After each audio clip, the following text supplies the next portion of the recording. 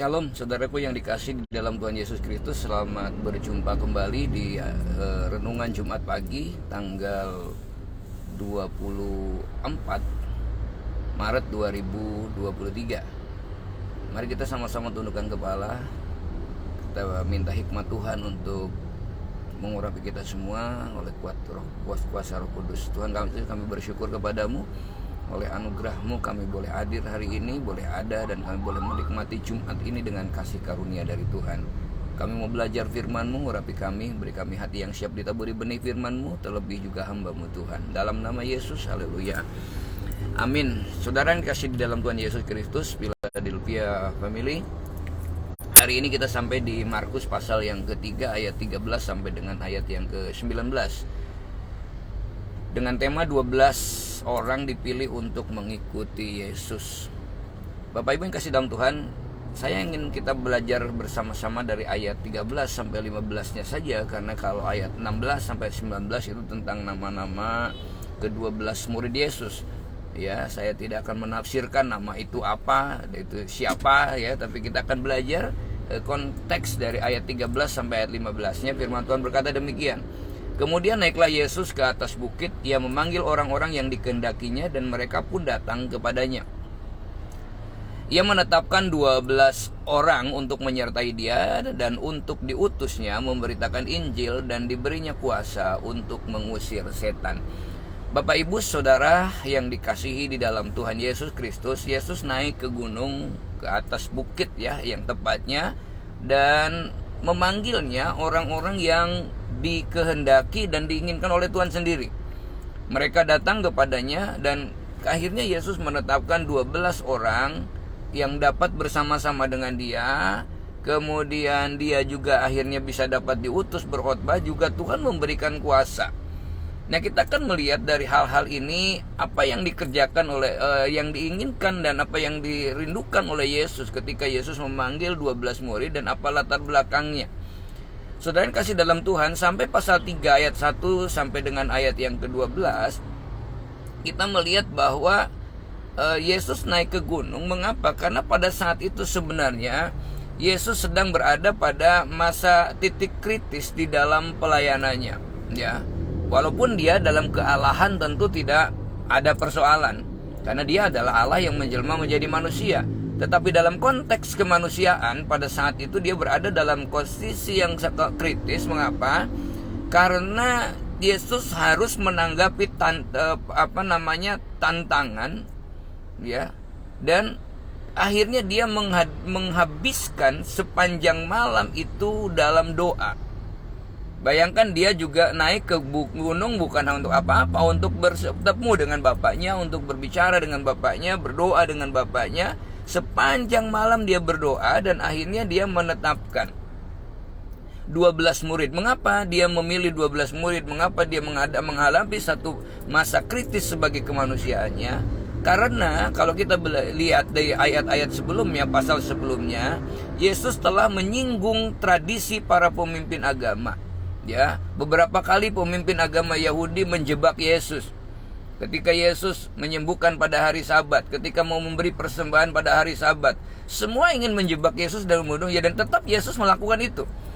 Ketika ada orang lumpuh yang datang, sebelah tangannya orang udah lihat, ya, dan Yesus katakan lebih baik mana, menolong orang atau membiarkan orang, membunuh orang atau menyelamatkan orang.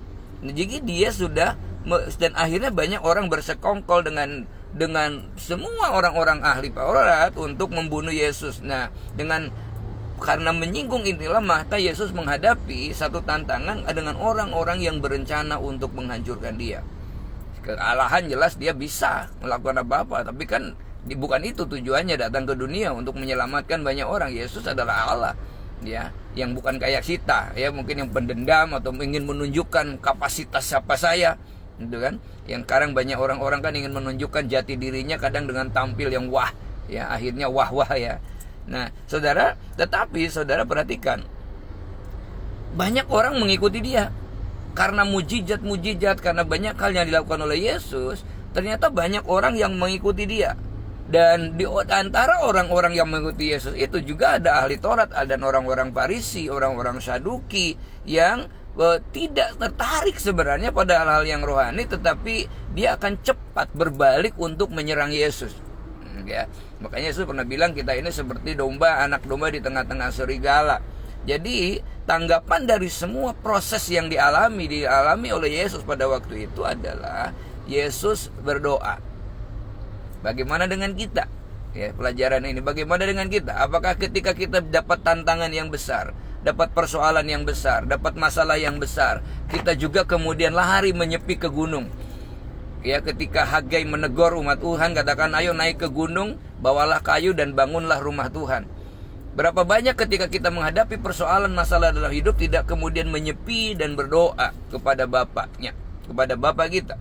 Nah, tetapi dalam konsep pelayanan ini Yesus bukan hanya sekedar berdoa, tetapi dia juga sedang memilih, mau menentukan, untuk memilih orang-orang yang siap dilatih untuk melanjutkan pekerjaan Tuhan, untuk melanjutkan visinya ke dunia ini, misinya ke dunia ini, mempersiapkan regenerasi.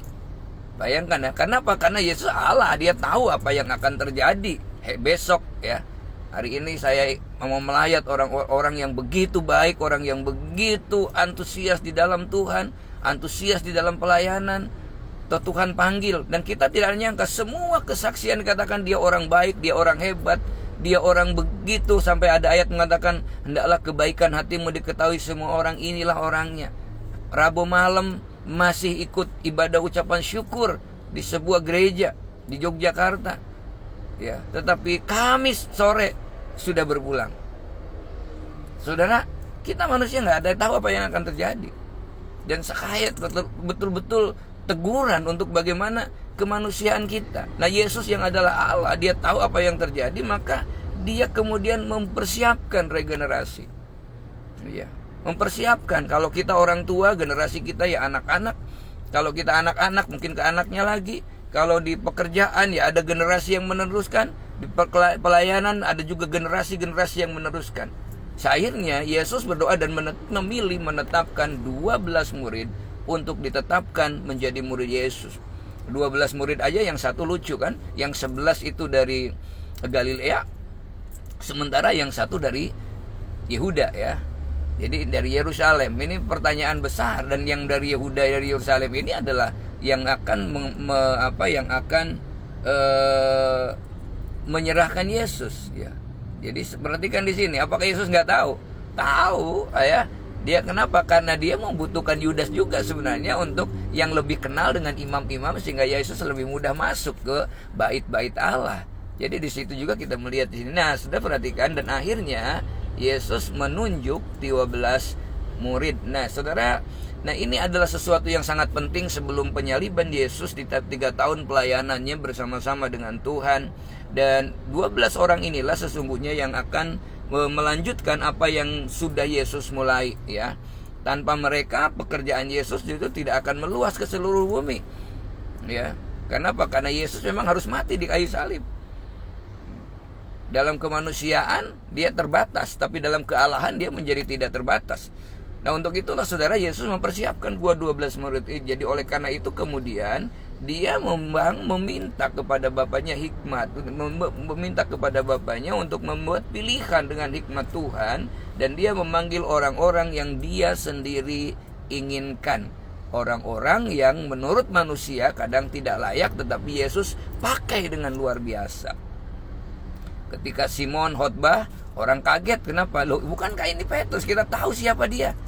Ya, tapi yang kita tahu adalah bahwa dia adalah pengikut Yesus. Artinya orang biasa bisa menjadi luar biasa dan hebat ketika kemudian dipakai ada di dalam Tuhan.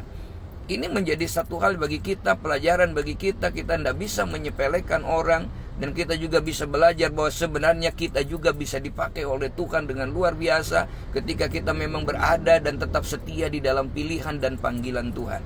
Nah, saudara yang dikasih di dalam Tuhan, ketika Yesus memilih kita menjadikan Yesus memuridnya ya. Seorang murid adalah seorang siswa yang tentu pada zaman itu, pada zaman Yesus, seorang siswa yang dimaksud murid ini bukan pengertian berada dalam ruangan kelas ya, tetapi Seorang murid belajar waktu itu bersama-sama dan mendengar dari gurunya.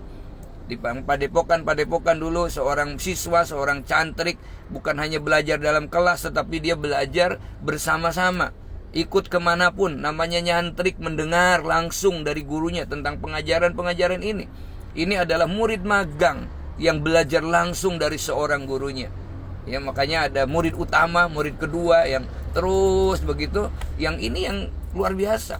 Nah, saudara dikasih dalam Tuhan, ini yang disebutkan murid. Nah, kita juga bisa kan? Kita kata Tuhan kita ini murid Yesus. Artinya kita juga bisa belajar langsung dengan Tuhan. Kita bisa menikmati Tuhan. Dan Tuhan harapkan adalah setiap kita bisa betul-betul menikmati Tuhan di dalam hidup kita ketika kita mau dipakai oleh Tuhan. Nah, saudara dikasih dalam Tuhan, kenapa menunjuk 12 orang? Tentu agar ada bersama-sama dengan dia. Nah, saudara, dia menunjuk dari banyak orang yang ikut dengan dia. Nah, saudara, dan dia menetapkan mereka agar terus ada bersama dengan dia. Yang dipilih Tuhan, yang dipanggil Tuhan adalah yang Tuhan kehendaki untuk selalu bersama dengan dia. Nah, kita ini kan dipanggil, kita dipilih, kita dipanggil. Tuhan mau supaya kita ini juga bersama-sama dengan dia di setiap waktu kita. Kenapa? Karena Tuhan sendiri berkata, tidak tahukah kamu bahwa tubuhmu adalah bait Allah? Dwell in, tinggal diam di dalam hidup kita, di mana Allah tinggal diam. Lalu kemudian dia katakan, dan ketahuilah aku senantiasa menyertai kamu sampai kesudahan zaman. Jadi dia ada bersama dengan kita dan kita diharapkan berjalan bersama dengan dia. Nah, saudara yang kasih dalam Tuhan, kita belajar di sini dalam arti pekerjaan pertama murid adalah yang pada waktu itu adalah pekerjaan pertama para murid hanyalah bersama dengan Tuhan, belajar dengan apa yang ada di sekitar Yesus. Ini murid pada waktu itu. Dan ini juga murid pada waktu saat ini ketika kita menjadi murid Yesus. Nah, saudara, kemudian dalam arti sekunder kita melihat bahwa dia memilih mereka agar kemudian Yesus bisa mengutus mereka untuk menjadi pengkhotbah. Ya. Dipilih, dibimbing, dijalani bersama dengan Tuhan, lalu kemudian menjadi pengkhotbah. Nah, saudara, seorang pengkhotbah, ya, kalau Pak saya tidak bisa khotbah, Pak. Khotbahkan dengan kehidupan kita. Ya. Sesungguhnya hidup kita, bicara kita, kehidupan kita itu adalah khotbah. Ya, khotbah yang bisa dilihat dan dibaca. Makanya Yesus menyebutnya kamu adalah surat pujian yang bisa dilihat dan dibaca, yang ditulis bukan dengan tinta tetapi dengan roh, di dalam roh, dengan Roh Kudus, yaitu di dalam roh hati kita. Saudara perhatikan, ini luar biasa. Jadi Tuhan ingin kita betul-betul menjadi garam, menjadi terang. Kenapa? Kita mengkhotbahkan kehidupan. Karena khotbah yang betul adalah ya menghidupi apa yang dikhotbahkan dan mengkhotbahkan apa yang dihidupi. Kalau mengkhotbahkan yang tidak dihidupi namanya jarkoni. Ya, Yesus kepada orang Yahudi bilang, ikuti pengajarannya tapi jangan ikuti perbuatannya. Nah, Tuhan mau bahwa perbuatan kita itu adalah implementasi dari apa yang ada di dalam hati kita. Itulah pengkhotbah. Jadi ketika dia berjalan bersama dengan Tuhan, dia jadi sesungguhnya kita sudah belajar melakukan apa yang dilakukan Yesus, kita juga melakukannya, dan mereka berkhotbah kemudian karena kita punya hubungan pribadi dengan Tuhan.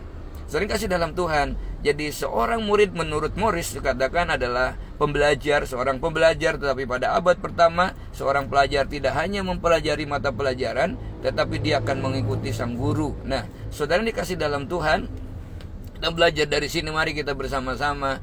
Kemudian mungkin Yesus kemudian mengutus berkhotbah untuk hal-hal inilah. Maka kalau kita belajar dari apa yang ada di dalam ayat-ayat ini, apa yang dilakukan dan diinginkan oleh Yesus, ya saudara, dari ayat-ayat tadi dikatakan yang pertama, Yesus ingin ketika kita sama-sama menjadi murid Yesus, dipilih Tuhan untuk menjadi pemberita Injil. Kita tidak bisa menjadi pengkhotbah semua, tapi biarlah di dalam setiap langkah hidup kita betul-betul menjadi pemberita Injil, ya. Dan itulah ke-12 murid, itulah ke-11 murid tepatnya, karena yang satu itu kemudian mengkhianati Yesus, lalu yang kedua adalah menjadi dokter jiwa, ya. Artinya apa menjadi dokter jiwa? Karena membebaskan yang terikat, ya.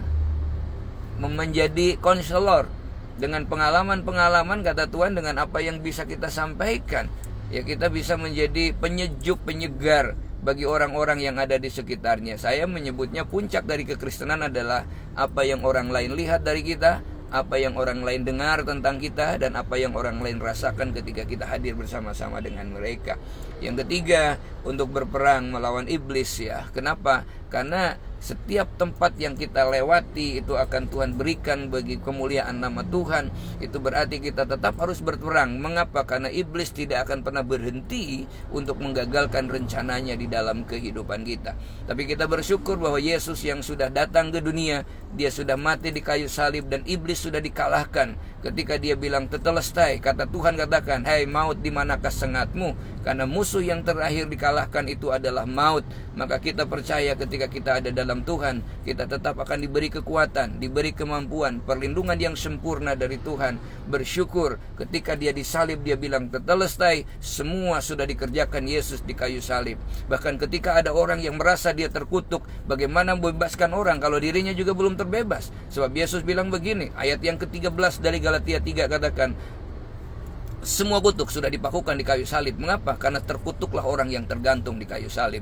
Bukan itu saja, dari ayat 29 Yesus pernah bilang begini, bahwa setiap orang yang ada di dalam Kristus, dia adalah juga keturunan Abraham yang berhak untuk menerima janji-janji yang diberikan kepada Abraham. Tugas kita hari ini adalah mengimani janji itu. Tugas kita hari ini adalah melangkah dengan iman untuk meraih janji itu. Tuhan Yesus memberkati kita semua. Kita bersyukur kepada Tuhan, biarlah Tuhan membenapi semua dalam hidup kita, mengurapi kita, memperlengkapi kita. Tuhan Yesus dipermuliakan. Shalom.